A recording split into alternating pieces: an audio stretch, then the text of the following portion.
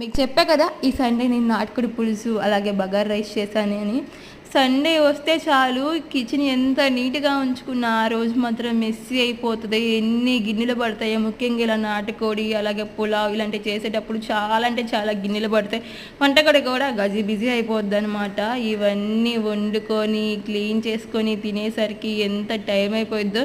నేను వంట చేసేటప్పుడు ముందుగానే దానికి కావాల్సిన అన్ని కూడా ఇలా రెడీ చేసుకొని పెట్టుకుంటా. చికెన్ ఎక్కువ ఉందని చెప్పి నేను కొంచెం పక్క తీసాను. రైస్ కూడా ముందుగా ఇలా కడిగి పెట్టేసేసుకున్నాను. ముందైతే రైస్ వండి అసలైతే నేను కర్రీ స్టార్ట్ చేస్తాను. నిజంగా సండే వస్తే నాన్ వెజ్ ఎంత ఇష్టంగా వండుకుంటానో, నాకు చాలా ఇష్టం నాన్ వెజ్ అంటే. ఫస్ట్ అయితే నేను మా బాబుకి మా వారికి పెట్టి ఆ తర్వాత ప్రశాంతంగా కూర్చొని తింటాను.